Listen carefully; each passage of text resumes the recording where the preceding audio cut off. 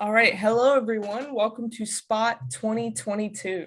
I am Ashley Taylor, the Mentorship Director for AIGA Orlando. Thank you, everyone, for being here. And thank you to the students for all your hard work. And thank you especially to the mentors for your guidance and expertise. Should be a great show tonight. If you served as a mentor this year, please feel free to say hello in the chat. Yes, everyone should be here. Oh. We might do that again. All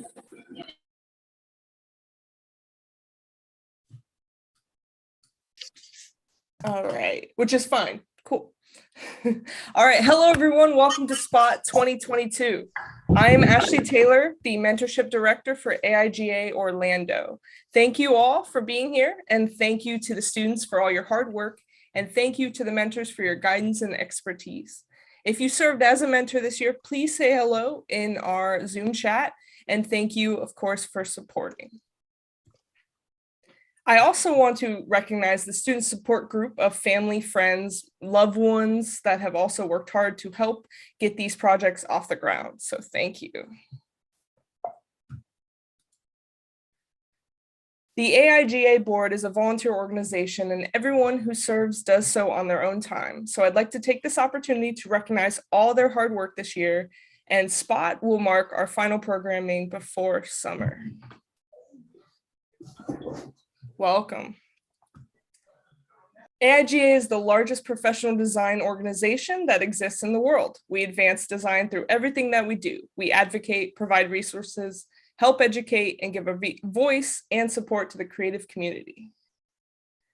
Our mission as an organization is to create a community where creativity thrives. We do this by aligning our programming and energy into these three things: nurture creative empowerment, prove creative impact, and of course, unite people. And here at AIGA, we believe that an inclusive and welcoming culture starts with each of us.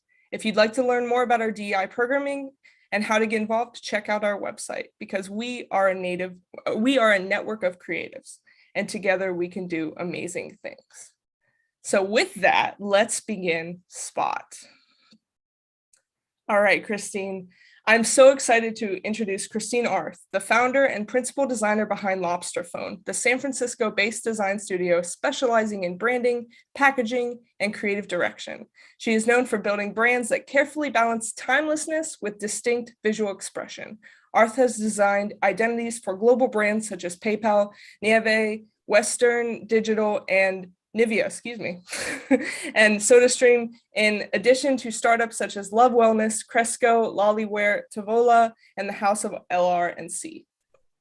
Her work has earned awards from Red Dot, IDA, IF Design, IDSA, it's amazing, this list, Spark, GD USA, IDEA, and the Die Line.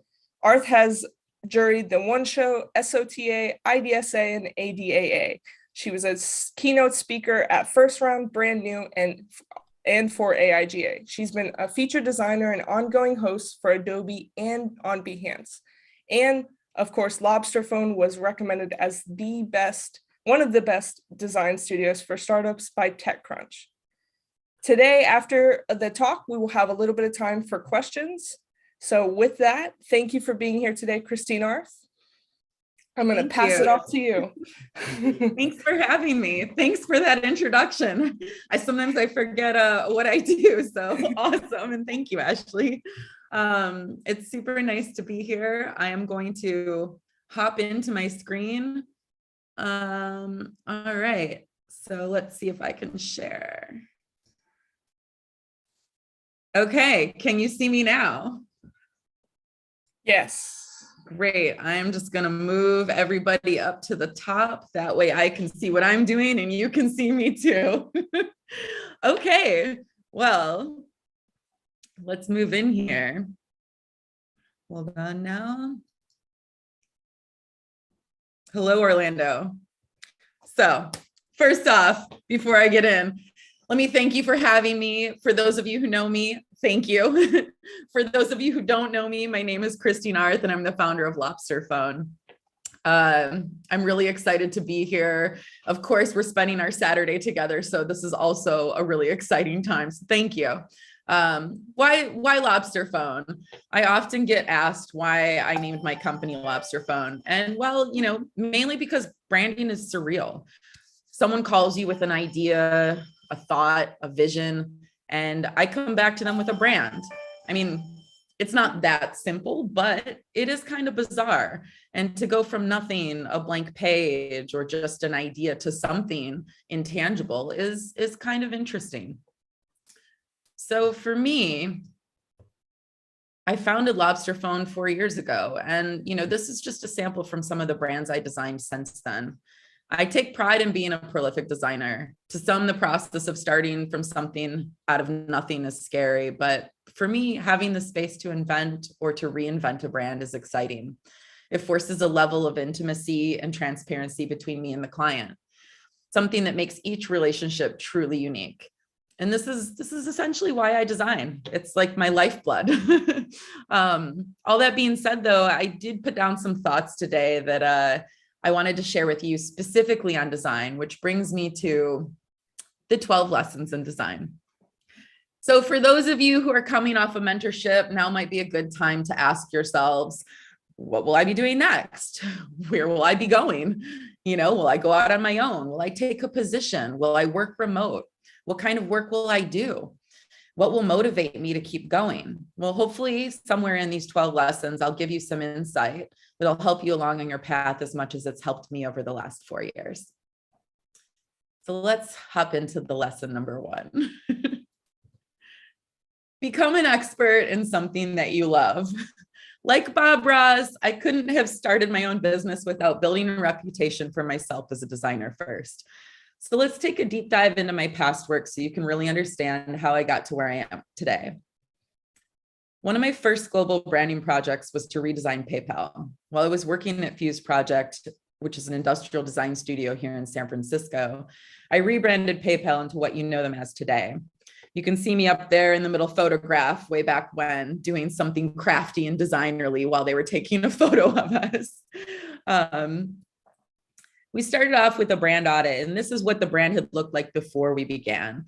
So, it's something that was once an innovative startup founded by Elon Musk that then looked a bit scattered and dated over time.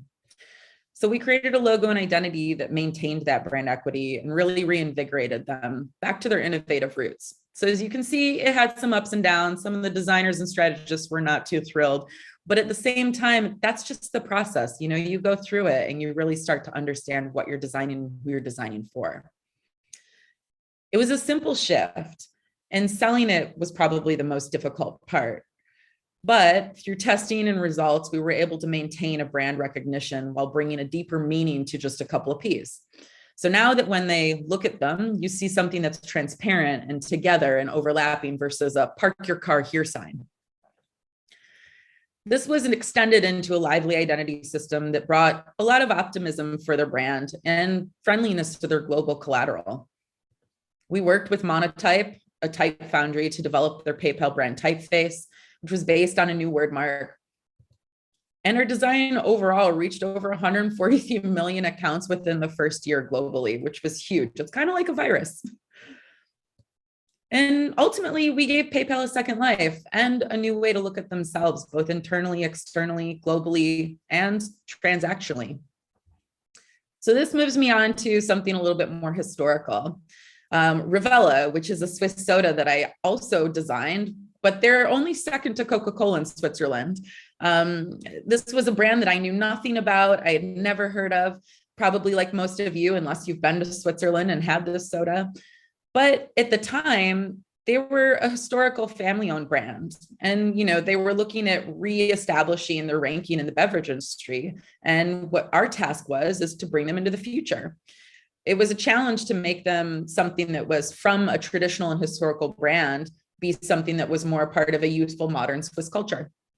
So what we did is we went back to their roots and to their manufacturing facility. So we did a factory tour with Hans in Switzerland, saw how the bottles were formed, modeled, labeled, and shipped. But what makes this whole process unique for a graphic designer is usually we don't get to be part of seeing how the product gets made. We go on press checks, we go on photo shoots, but not usually manufacturing and engineering tours. So this opened up a new world for me to see how my work will get applied to the product. From their past, we pulled inspiration from the Swiss flag, from mountains and their adventurous spirit. The pattern started to arrive out of a horizontal Swiss cross shape.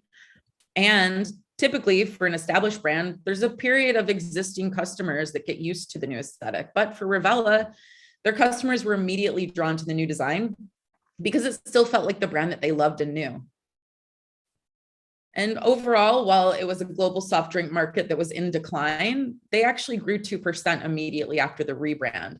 And this is something that as designers, you can start to think about, because design's not just a beautiful tool, it's a powerful tool, especially for corporate branding with equity and heritage behind them. When you can recognize what to hold on to versus what to let go of, you can really start to help improve a brand and make them shine into the future. All right, so now I'm going to quicken this up a little bit, giving you guys a beefiness of 2 very deep dives. Now let's go into something a little bit less heavy.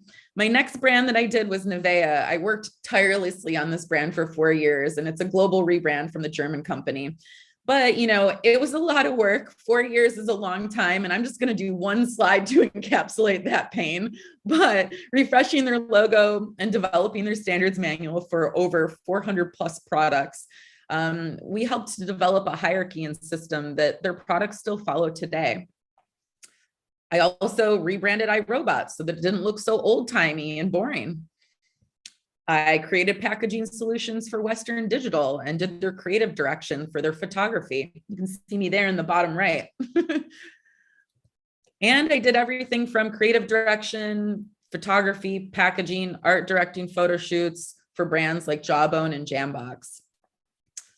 And I also developed identities for SodaStream, everything from naming their products like SodaStream Play, Caps, Waters, Fruits, and Source, to creating their experiences all across the world when they launched, even designing campaigns. But I think one of my favorite brands that I had developed in my early days was the rebrand for IDSA and IDEA, the International Design Excellence Awards. One, because it was so fun to create such a bespoke, exciting brand that was chunky and bold, and it started to relay a little bit more of my personal style. And 2, because I didn't just get to create their logo, we also got to design their physical award to match it. So that was a pretty exciting part of this project. All that being said, during my 6-year reign at Fuse Project, I learned a lot, I created a lot, and I became an expert in branding and packaging. And when I look back and think about it, those 6 years, or give or take 15,000 hours, went by really fast. But how do you become knowledgeable in branding beyond the work? How do you understand something beyond just doing it? And this gets into lesson number 2. You get a mentor. So as you all know from your AIGA spot showcase, mentorships are important. Mentors help give you the motivation, the support, and the inspiration you need to grow. They're also great at calling you out on your bullshit and your derivative work so that you're not doing the same thing over and over and over again. And what's important is to have these people in your life. They will become a constant in your design career and in your process. For me, I went to Type Paris after I had left Fuse Project, but before I started Lobster Phone. Type Paris was where I decided that I was going to learn more about my skill set, but also where I had a lot of mentorship from an intense condensed program that covered typeface design, calligraphy techniques, type history, and modern software practices. And while I was there during this 8 weeks, I worked underneath Jean-Francois Porches, Julian Pries, Matthew Ruger, and many others that really helped me develop my skills. And this is just a sample of some of the work that I had done. Because while I was at Type Paris, I learned from those teams of international typographers that putting in 340 hours, I can create my own typeface. So not to mention all the practice and studying beyond that mentorship, I created a full font family called Mademoiselle Didot. And with their mentorship, it really helped me to understand what I loved most about design and also where I wanted to push my own boundaries. I created something that was bizarre, fun, exciting, robust. And what I had done is create a magazine comp that was taking over Harper's Bazaar and making it hardly bizarre. It was an elegant Rubenesque font with full-figured, sensuous curves inspired by Firmin Didot type specimens and the femininity and sexuality of both the body parts of men, female, everyone. It was more just about expression and self-exploration. And during my mentorship, I was extremely rewarded. It brought me to a new way to understand myself and my relationship to type. And as a bonus, I sold in that type design as an identity for a restaurant and a client that I'd been working on at the time. But it isn't always that easy. I think sometimes we have, these moments in life where we feel like we're not enough or like we don't know what we're doing. And that brings me to lesson number 3. Imposter syndrome is normal. It definitely happens all the time. Despite my experience, I still doubt myself and my work and what I'm doing. To this day, there are still moments where I feel like I don't know what I'm doing. And to be honest, at the end of the day, I don't think anybody does. So this is normal and it's okay. And just remember that you're not alone. Obviously, I'm here too. So some pro tips on this. No one knows what they're doing. Ask for help from your peers. Get the support you need professionally and personally, especially nowadays. I think that it's much more open and honest to struggle through something and also need and take the time to develop yourself personally. And if that doesn't work, fake it until you make it, because it's most importantly, believing yourself. And everyone is just doing the best that they can with what they're given. So this brings me to lesson number 4. Taking the leap is the hardest part. Whether you're starting your own business or starting your first job or just going out on your own and freelancing, I never thought that I could do this before, and the prospect sounded terrifying to me. So sometimes it's just stepping off that edge that makes all the difference for everyone. And there's so many considerations when you're starting your own business. For me, I was like, do I do an LLC or an S Corp? How do I do my taxes? How do I invoice? Do I need contracts? Do I need a lawyer? And it just got very overwhelming. But every business owner has gone through this and everyone will go through it. I did. You will, no matter if you're owning a business, starting a business, or just working for someone else. The first time is always a challenge, but the pieces come together. You'll be shocked at how quickly everything falls into place and how you actually can do it once you begin doing the work. So looking back, it's not that anything to be that nervous about. It just takes time. So talk to business owners. LegalZoom and QuickBooks is a great place to do resourcing, and use resources like the SBA, the Small Business Administration. These types of places really help get you started if you think you're going to go out on your own. Which brings me to lesson number 5. Leverage your network. Once I made the decision to go out on my own and be solo, I immediately let all my friends know and former colleagues know that I was on the market for projects and I was out there looking and I was available. You'll be shocked at who pulls through with the work when you put yourself out there, which brings me to one of my favorite in-network clients, Wes Burger. This is Wes. Wes started a pop-up restaurant called Wes Burger Wednesday, and after 2 years of success, he opened up his own brick and mortar in Mission over here in San Francisco. Wes is super quirky. He's obsessed with burgers. He loves Las Vegas, everything Willie Nelson, and he smokes a lot of pot. So, he hadn't just wanted anything. He didn't want another hipster brand burger joint. He wanted something unique like him. So to design this identity for Wes Burger, I had to get into character. So what would Wes do? Wes would daydream about burgers. Wes would smoke pot. Wes would eat burgers. Wes would listen to Willie Nelson. And this is what I did. And I hung out with Wes and I got to know him and I got to know what he liked and what he thought about. So that's exactly what happened. And within this design process, I found out who Wes was and what he was looking for. I created a brand where a Vegas diner collided with the Brady Bunch's living room. And it was cheeky, it had a lot of personality, but it was something that a whole family could enjoy. And that was really important to him. I exercised the what would Wes do in everything I created, from naming his menu items, such as the Hot Wes, or for you vegetarians, the Wuss Burger. But overall, what I learned through this process is that sometimes when you create, you have to fully understand where someone is coming from. For most clients, this work is extremely personal. Having empathy, not only for their business, but the person behind the business can be the difference between a corporate identity or something really more emotional.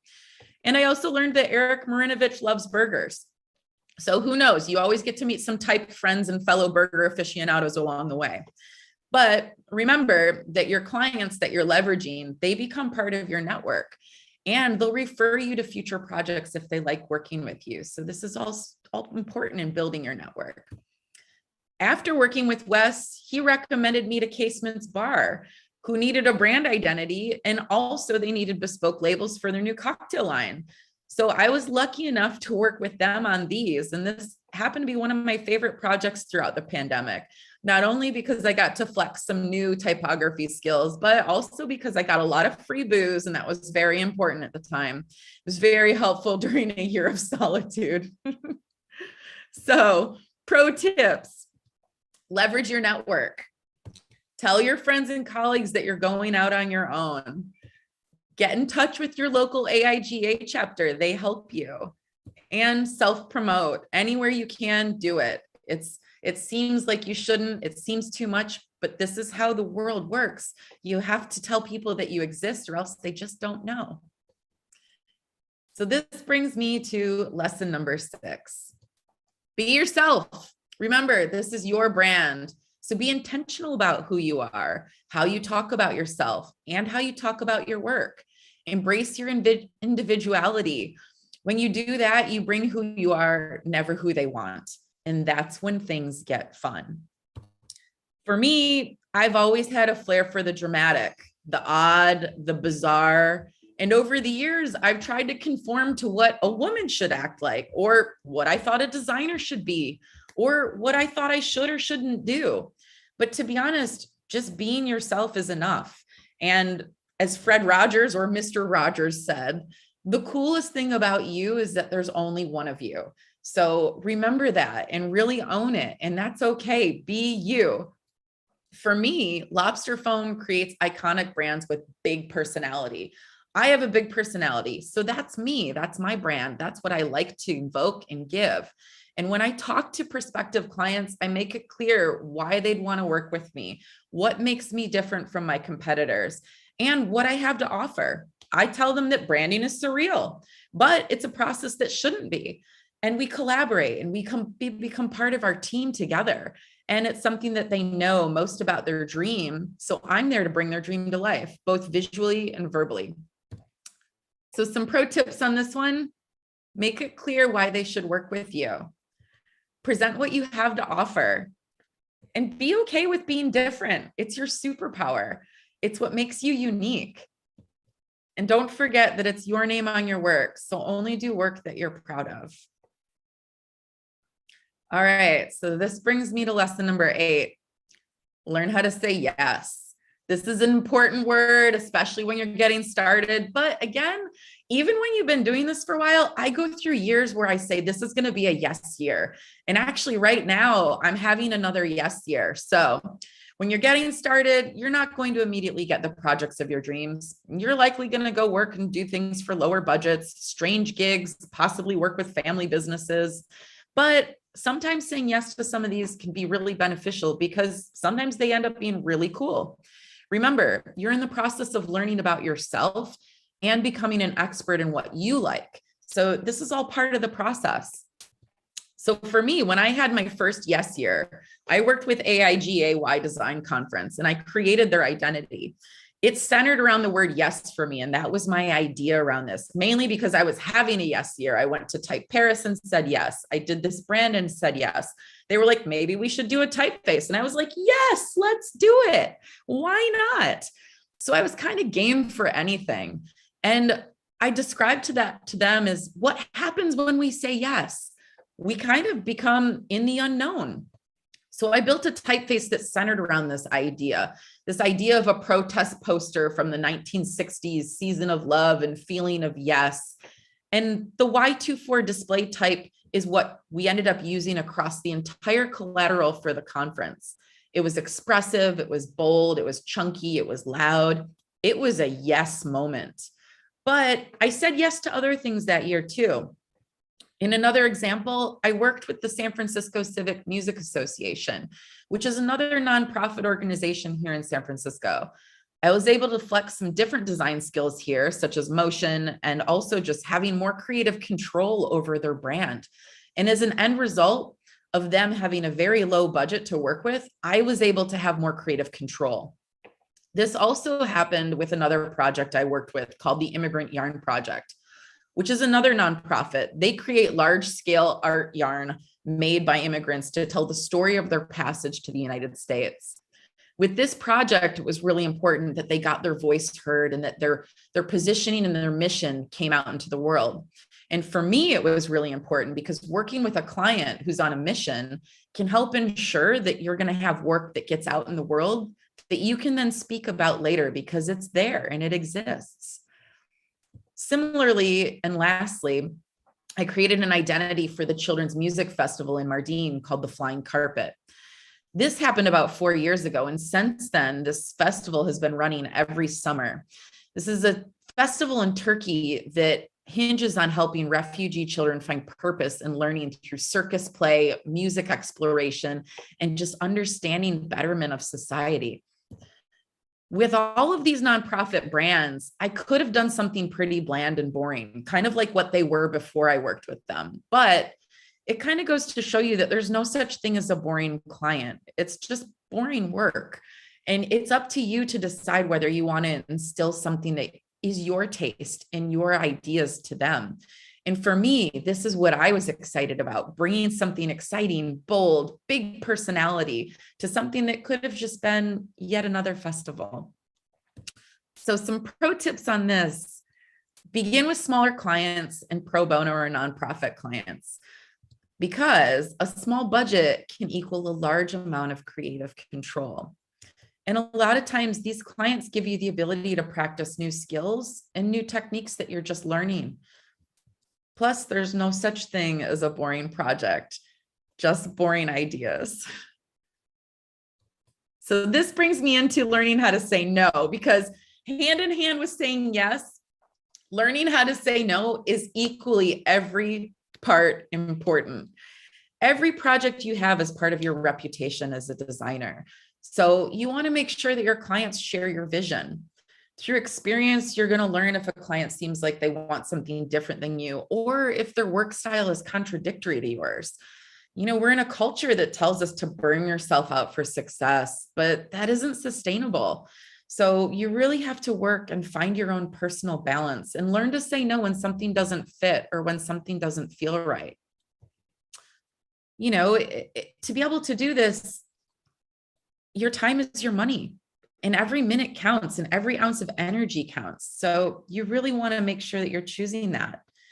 Choose your clients. It's up to you to build a business that you love. Build a lifestyle that you love. You're in full control now.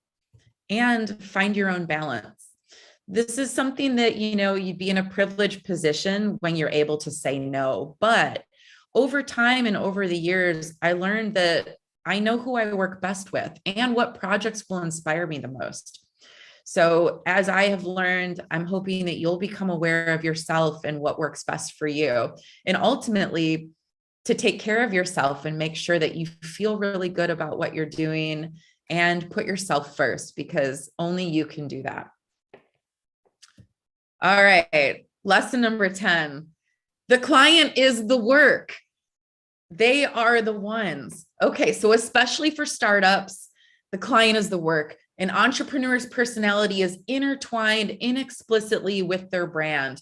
The more you can understand your client, the more you can help their personality come through their branding, which then provides authenticity and helps them fall in love with the brand. It's a win-win. So I don't know. I like to think that the best work is collaborative. And when your client feels like they're invested in the work and you're investing in them, they'll help protect and champion that going forward. So for an example, when I met Lo Bosworth and developed the Love Wellness brand, she was working in 2016 as a goal to create a one-stop shop for over-the-counter, all-natural remedies. for women's common health issues. You can see the before on the left-hand side. So for me, after talking with Lo for 5 minutes, I completely understood that her brand needed to be an embodiment of her personality. It needed to be joyous, playful, driven, and with an incredible integrity and focus. So you can see the shift from before to after, how really just listening to the founder and understanding their ethos, you can definitely tell that it's a much more progressive brand. And I knew immediately that the brand would have to convey a fun and friendliness in an iconic way, but also without losing that education behind the product benefits. I was inspired by late 1930s Art Deco type specimen because it felt playful, it was chunky and expressive.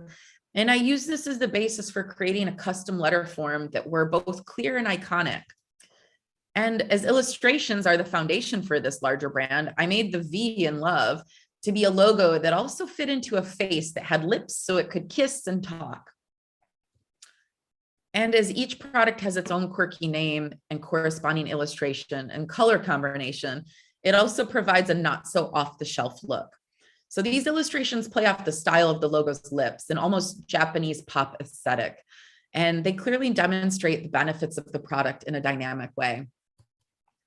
Overall, the breadth of the brand came to life and was launched in Times Square and has been doing a really successful job at continuing to foster this innovativeness that we created for Love Wellness and Lo Bosworth. So remember that they know their company best, but you're there to support them in bringing it to life. When you work directly with the founder and entrepreneur and stakeholder, you're going to get a lot more out of the game. You want to establish that their opinion matters, and you want to let the client's personality shine. This is what's really going to help bring a product to life or bring a business and service into the light. All right, this brings me to tip number 11, take risks. Sometimes you have to give an unpopular opinion in order to change minds, or sometimes you need to blow something up in order to make waves. As David Bowie would say, the only mistake I made in my career is when I thought about my audience. And for me, there are few opinions that I truly care about. There's mine, there's my strategist, and then there's Armin Vitt, who runs Brand New. If Armin likes the brand, I like the brand. So to him. But if we start to listen to others too closely, sometimes we really miss out on our intuition, our expertise that we're honing in on, or even over our overall gut experience. So like David Bowie says, tune into yourself first. For this, I'm going to show you Lolliware. And Lolliware, if you're not familiar, is a technology company, but they replace single-use plastic with algae-based pellets. So their first product was a straw, and that's how I came to know them. Since their product is designed to disappear, I designed the logo that way too. And not everyone was on board with this, having a strike through the logo when I presented it to them. However, I took a risk and I convinced them that over time, this would eventually go away to demonstrate just how effective the product is. I led with bold type that was practically yelling and pushing people to read what they had to say. But by understanding their market and what they were working within, I was able to position them to cut through the clutter and be visually forward thinking. This helped them stand out in a way that was both exciting, but slightly uncomfortable for a straw company. Ultimately, it ended up working out, and we did sell them in this brand, and it is what exists and lives on today. So with that pro tip, take calculated risks, understand the market you're working within, and stand out in a way that's both exciting and uncomfortable. But ultimately, be true to your taste, because this might not be everybody's cup of tea. And this brings me to our last lesson, which is know your worth. It's sometimes hard to recognize that we are worthy of success, that we're smart enough to be on our own, that we have what it takes to be successful. But I can guarantee you there's somebody out there who is less talented than you, but more successful. But it all comes down to confidence and believing in yourself. So what I always love is a good Venn diagram, can't hurt anyone. And I love this because when you have self-confidence to understand what you're good at and pair that with doing what you love, success will inevitably follow. And that's where that sweet spot comes into play. Happiness, hopefully money, and a love of what you do. So part of knowing your worth is knowing who you are and knowing your own abilities. Don't be afraid to fight for bigger contracts and ask for more money. And create a plan, understand the gaps, and make a timeline, but just do it. You may not be immediately successful, but I promise that the hardest part is simply taking the first step.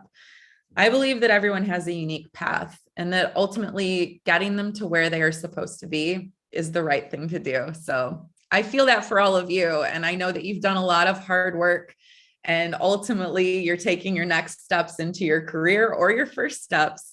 And this is a really exciting time.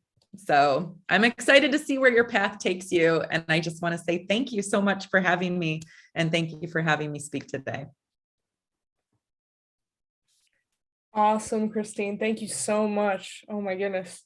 That was so helpful and just right what everyone needed as graduation is looming.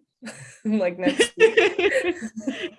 Yeah, I know that I definitely needed a pep talk. I think for myself. Absolutely. So now we're going to take this time to answer any questions from the audience. Feel free to put it in the chat, or if you want to unmute yourself, you're more than willing to. That'd be great. I'm going to start off with our first question. If you're ready, Christine. Yep. Let's see. Our first one is from Victor. Victor Davila. He said, how do you convince a client to take a chance on your ideas, especially the ones that are risky? Oh, well, I mean, I always start with strategy. So if you start out with a strong strategy and you set up the details of why you're doing something and, mainly like I would say giving a good mood board, giving a strategic vision, and then explaining to them why it's right for their brand. This helps to build a foundation. And if it's right on their strategy and the position and the mission and values that they have for their brand, then when you look at how that comes visually, it makes sense. So it's not even a question of convincing, it's more of guiding them along the way.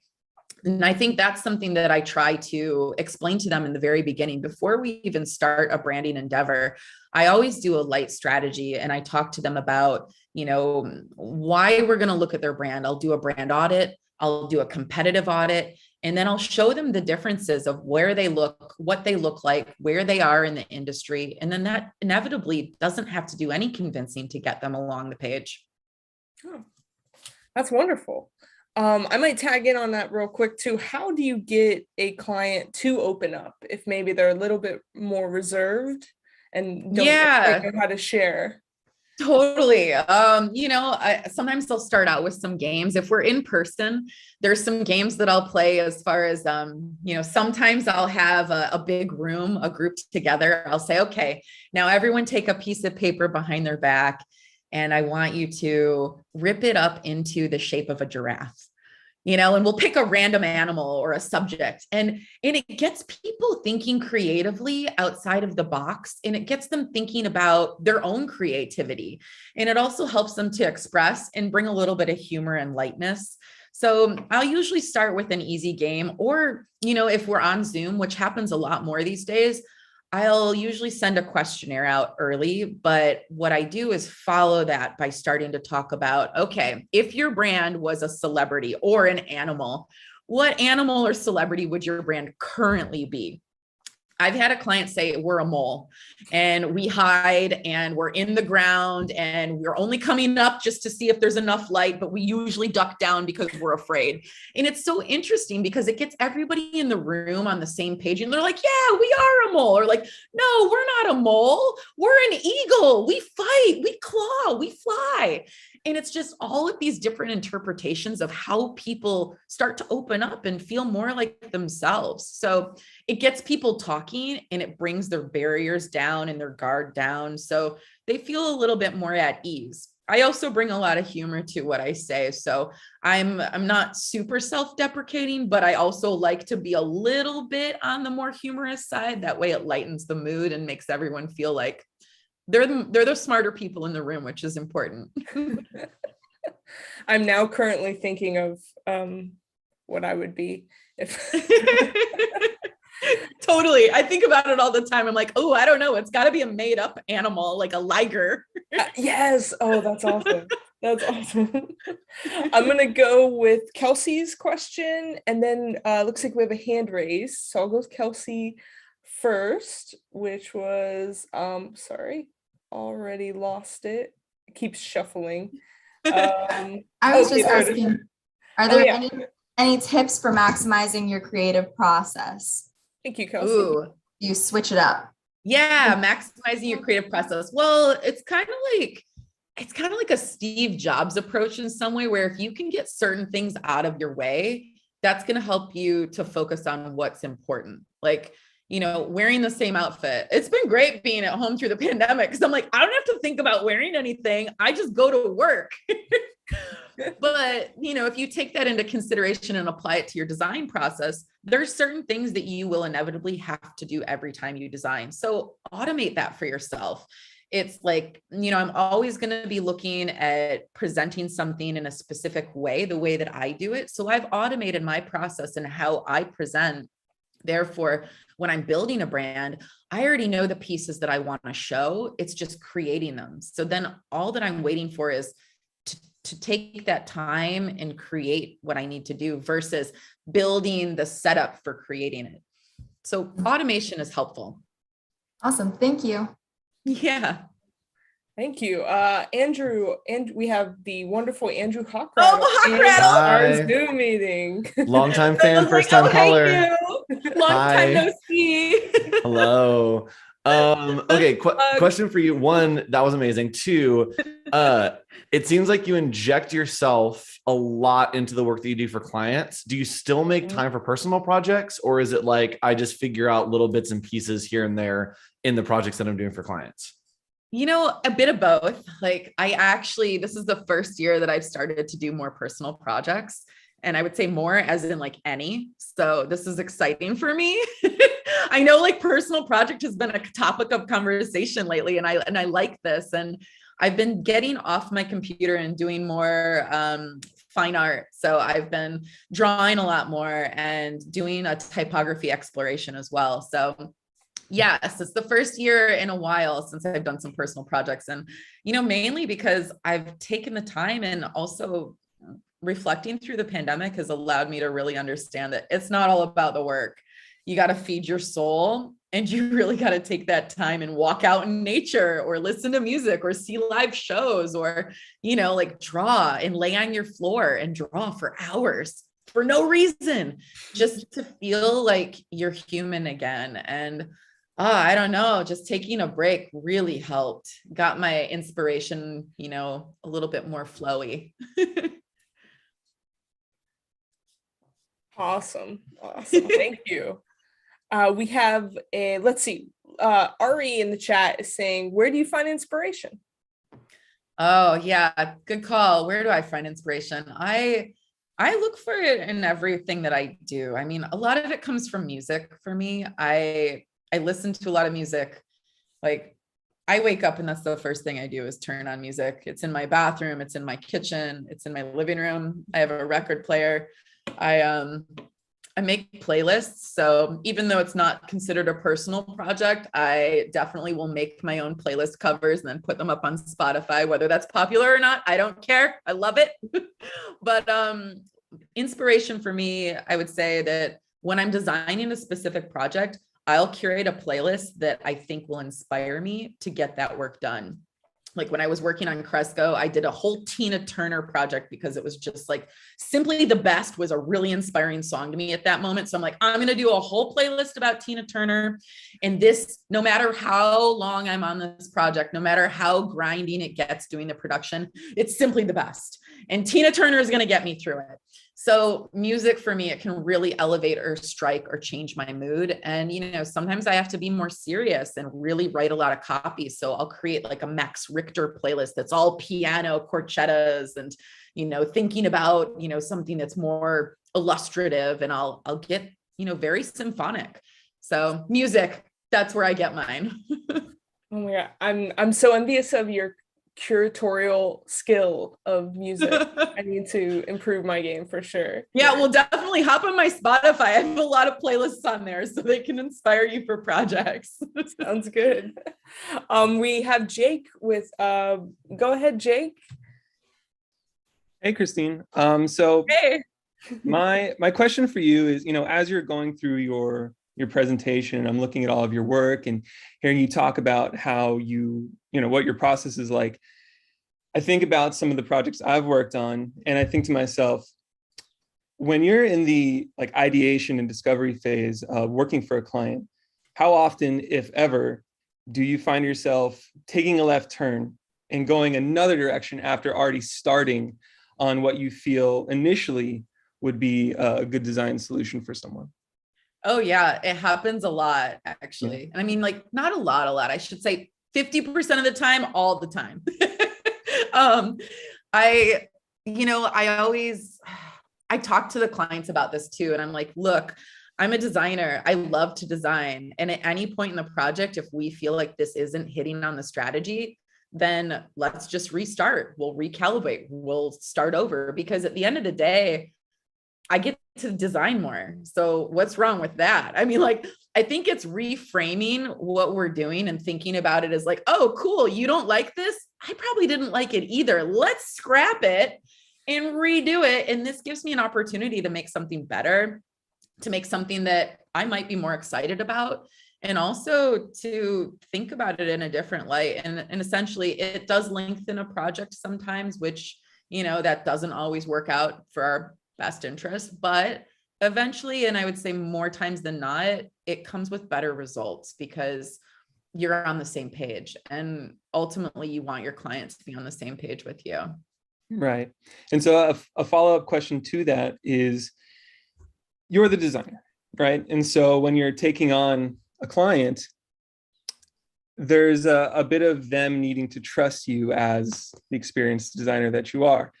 So if you're confident in a design choice that you've made, but your client is not on board with it, how much of a push and pull is there for you to try to convince them of your design choices, or to agree with them and go in a different direction? And how often does that happen? That's also a question that I had. So yeah, it's a good question. Thank you for asking that. Yeah, it's a good question. And, it does happen. And I think that kind of goes back to Victor's original question, is that you really want to set up your design process with strategy. And I have it happen much less. If at all. Usually we start out by really setting up that design strategy process and understanding who the competitors are, understanding the audit, looking at the brand where it is now and poking the holes and what's missing or what's not there at all. And if you're creating a brand from scratch, it's really trying to build values and a mission and positioning and looking at who the muse is before you even begin to design. So a lot of that consideration is before design process even starts. And by doing this, you're pretty much paving a brick road for you to then skate across, or at least drive across when you start to design. When I do have the issues, and when I have had, maybe not issues is the wrong word, but when I've had clients in the past say, you know what, this isn't the right direction, it has always come back to the strategy and the fact that they are either changing their mind about the strategy, or they're changing the strategy because they want to go in a different direction and pivot. And when that happens, we just go back to the beginning and we're like, okay, so if you don't like a brand that's bold and, loud and excitable and approachable, then we need to look at your strategy and be like, your values shouldn't be friendly. Your values shouldn't be, alarming. Your values shouldn't be in your face. So you really have to align who they are strategically with who they will be visually. And that comes into why I choose a certain typeface, because it's loud, versus a very delicate typeface, which would be a very different type of brand for a different type of values for a different strategy. So when things start to break down visually, go back to the strategy of the company, whether you created it or not, and understand who they are. Because if they're trying to be a trustworthy brand that's going to be holding your money like PayPal, They can't be loud, obnoxious, and silly and quirky. They have to be trustworthy. They have to show dignity. They have to show longevity and structure and consistency in their brand. So it all comes back to strategy, I would say. And that's something that I really don't usually work on brands unless I get to work on their strategy, or unless they have a strategy that's already defined, because it just makes the brand a brand versus a cool project. Awesome. Thank you so much. Awesome. Thank you. Victor, go ahead. Hello again, Christine. You mentioned earlier in one of your projects that you name a lot of the products that you sometimes work with. And I'm just wondering how important is to have those different tools in your arsenal that you might have not been trained with, but like copywriting, for instance, and how often you use those tools that you might have, those extra tools, so to speak. Yeah, I mean, I started out in advertising. It's something I didn't really cover here today, but my first 8 years in design was being an art director in advertising at large firms like Leo Burnett and Wunderman in Chicago. And I worked with a copywriter hand in hand. So I was art director, copywriter partnership, which I correlate to similarly a strategist and designer partnership. And, you know, a lot of times I will write copy myself, mainly because when I'm thinking about the identity of a brand, it just naturally comes to me. And I'm like, oh, they would sound like this, and this is the values. And again, it goes back to that strategy phase where if you're learning about the brand, you start to get in the mindset of a brand. And it's almost like being an actor, an actress. You're playing the role of who they need you to be. So you're able to naturally speak to them in that tone of voice. But if you're not familiar with that, I will say that it's helpful taking even a small class in understanding copywriting, or working with a strategist or a copywriter and having them, you know, work with you to balance out some of your own either deficiencies or gaps in what you do know is going to be really helpful. Did that answer the question? It did. It totally did. Okay. I was like, I don't know. Are there other tools or side knowledge tool things that you add to your arsenal that you have other than copywriting?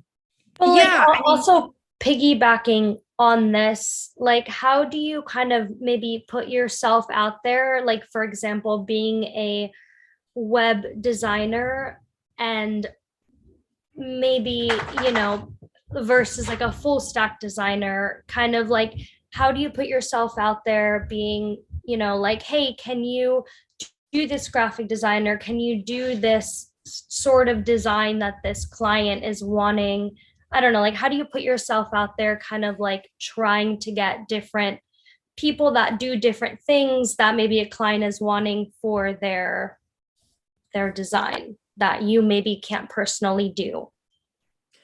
Well, when I'm not, you know, you again, like, you want to know your own boundaries, and you also want to know what you're good at and what you're not good at. I think it's really understanding, you know, where are your strengths and where do they lie, and then build upon those. And where they don't, like me, I couldn't do an extreme marketing strategy. That's not where my experience lies. Just like if I'm going to do a typeface, I will create a typeface and I'll design it. But when it comes to mastering it and professionally kerning it and making sure that every last detail is perfect, I have people that I will send it out to master it. Just like, you know, any other specific expertise, like photography, I'll work with a photographer to photograph. I'll art direct it because I have a vision for it, but I'm not the photographer anymore. And I think that this is the thing that you start to realize, like where you have gaps, you want to lean on other professionals or other peers and coworkers to really have that group and that network that you can rely on and ping to, because I'm not a web developer. I don't really know much about stacks at all, to be honest. I work with a team of people that I'm like, you know, who's great? Nicole is great. She knows everything about the web dev and stack. And you know what, if you want to talk about this scope, we're going to have another call next week with Nicole. And then I bring Nicole in and Nicole does her spiel, because you know, our minds can only stretch so far. Our attention can only go so thin. And, we're only so good as humans, and I'm good at branding. I know brands, but when it comes to web design, I can design for web, but I'm not a web designer. Like, just as though I would say I can design type, but I'm not a typographer, even though I did do a full mentorship and program in typography. I wouldn't consider myself a typographer because I don't do that every single day. And that's not where my expertise lies. Can I make type? Yes. Would I tell my typographer friends that? No. I hope that answers your question.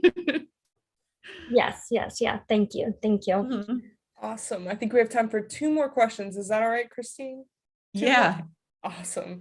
Yaritzi, go ahead. Do you want to unmute yourself? Hi, hello. Yes. I was wondering, you mentioned it earlier as well, that there, for instance, like imposter syndrome is like very, as students and as, something that we deal with, but what are some things that you either can give us tips and stuff like that to like go into, now that we're going into like the field work and everything. Yeah.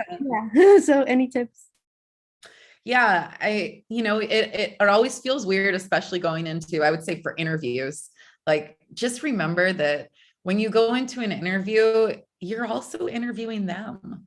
They might be interviewing you, but you are just as much looking for a partner or a place to grow or, mentorship, or maybe just a cool place that you want to hang out all the time and maybe do some good work. You got to think about what it is that you want out of that partnership, because it's a relationship, just like an actual human relationship. Work is the same way. So when you're interviewing either for a position or a client, I always tell my clients, I have a very limited bandwidth, and I can only pick and choose so many clients to work on at a time. So when I say yes to someone, it's a hard yes, because that means that I think they're going to be nice to work with. They're good people. There's no divas or assholes or just like people that you're just like, I just don't have time anymore for big problems that you're just going to make my life worse. I was like, I want to live a happy life, So when you think about it, you're like, who do you want to spend your time with? And when I was younger, I wanted to spend my time with everybody. I wanted to do everything. I wanted to work everywhere and be part of all of it. And I think that that's a really natural reaction to explore and to, be interested and put yourself out there. And the more you start to do that, the more you'll understand what it is you like and who it is you actually like to be around and what type of design or creative process you like to embark upon. And that's the whole go wide early and then start to get deep into your expertise. Thank you so much. Those are great tips. Yeah, of course. All right. And last, we have in the chat from Peter, what percentage of a job is that research and strategy versus the design and the production? Oh, it's tough to say. It really depends on the client. Some clients really need a lot of research, especially if they're a client that exists. I would say a lot of what you're doing is looking and auditing what exists out there in the world, how they perform already and what they're missing. I would say it's probably a 40-60, research, understanding, writing, developing the strategy for how you're going to design. And then design's kind of like the aftermath of all of that. If you set up, it's like building a house, at least that's what I like to say. If you build a solid foundation and a solid walls and solid brick, when you go in there to paint and decorate, you're just gonna be like, oh, this is fun and easy. I already know what I'm gonna do. It's like the walls are there, the bathroom's there, the kitchen's here. All I need to do is slap some paint on it and put in my furniture and we're ready. So, it depends on the project and the client. But it's probably like 40-60. I don't know. Thank you. That's a tough question. Awesome, Christine. Well, thank you so much. I'm gonna rewatch this again and take all the notes. And this was wonderful. So thank you so much. Let's all give a huge virtual round of applause for Christine. Thank you for being our guest speaker today. Thank you so much. I really appreciated it. And thank you for listening. Okay. All right, we're shifting gears. First, I just want to take this time to congratulate everyone. I know that sounds cheesy and generic, but because I really feel that the real world reward, is getting to work with the amazing roster of mentors. So this roster here, just a huge roster, amazing group. I know you all have just had some really great advice from all of them. So again, thank you, huge thank you to all the mentors out there for being a part of this program, dedicating your time to all of our mentees. And thank you to our amazing judges panel for the Spot Awards. This is Reina Castellanos, Justin Hamana, and Kelly Romano. Okay, so here's it. I'm trying to hype it up, trying to get my hype game on. So we're at the awards, months and months of work here, but again, just congratulate yourself for all your hard work, because again, that's the most amazing part. So the first one is our People's Choice Award, and that's based off of likes on Behance. No surprise on this one. I think they held the number pretty much all week, but that is Jake Fenimore for the Sound Project, mentored by Steve Carcella. Woohoo! Congratulations, Jake. Thank you. Awesome. And then our next one, oh, that's fun. Oops, sorry, dang it. It froze a little bit, but Native Screen Printing Company is a local screen printer, but they've done incredible work in the design community. They were at Creative South.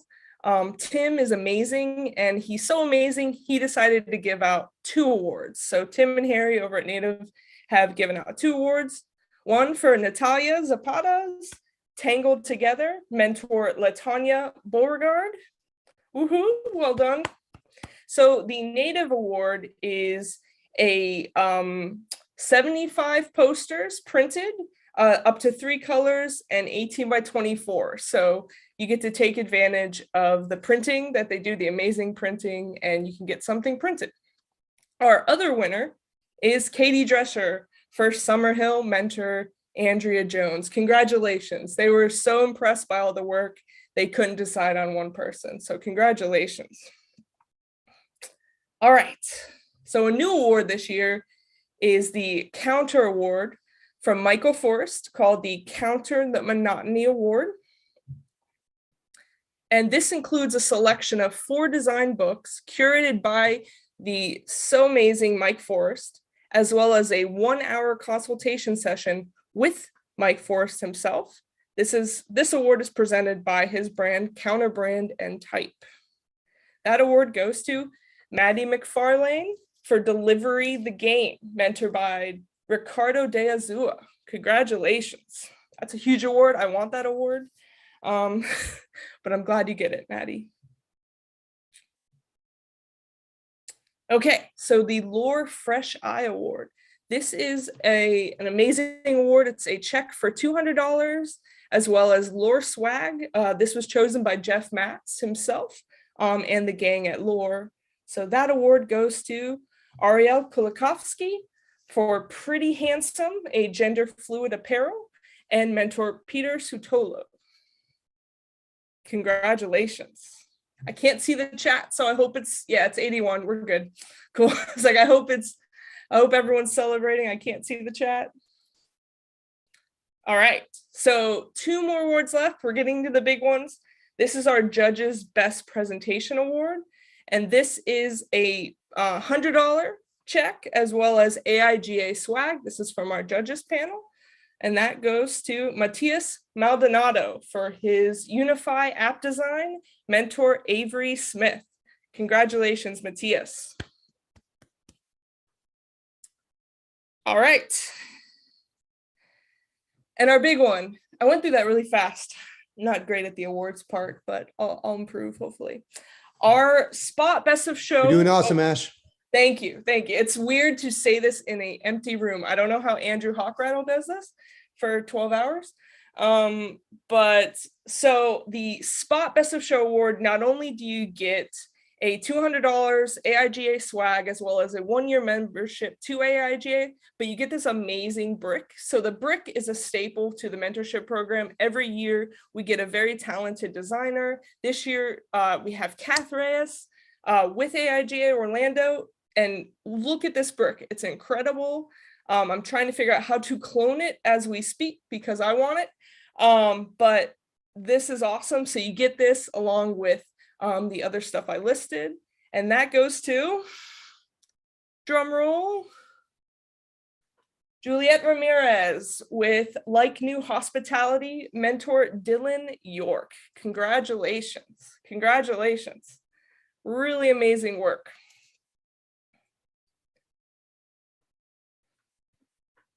I'm looking at Juliet. Oh my gosh. Congrats. Well done. Thank you. Wow. Oh my gosh, I could cry. I'm about to cry. Congratulations. Oh my God. Well, that's it. Congratulations, everyone. It was an amazing roster of mentees, amazing projects. You should all be really happy with the work. Again, and if you haven't seen the work, please check out our Behance page. It has everything listed. So I just want to do a couple thank yous, especially to our sponsors who we've listed, but I want to go over again. For Kath for doing the amazing brick and also all the amazing work that Kath does for AIGA. You would hardly believe it, but she's amazing. Lore, they've just always been a part of our creative community. Check them out. Lore Design. Counter, this is counter.com. Check them out. Native, again, they're so incredible. And the great thing is they have 20% off for students and AIGA members. So take advantage of their amazing services. Let me wrap up and say thank you again to all the mentors. Again, this program would not be anything if it wasn't for you all. So thank you, thank you, thank you. And thank you to our mentees. You all crushed it this year. For those that are graduating, congratulating on graduating. That was hard to say. Congratulating on graduating, which I'm going to start using that. And again, well done. The last thing I want to do real quick, I'm hoping I can do this without messing up. We'll find out. If I could just take a quick picture. Let me. So if you want to take your picture, that'd be awesome. If not, it's okay. Photoshop is great. So I'd love to get a shot of everyone. So I'm going to do it in just a second. Hey guys, while she's doing that, can we just say thank you to Ashley because she did amazing organizing this whole mentorship program this year. So please do a virtual round of applause for Thank you, Ashley. Thank you, everyone. You did do an amazing job.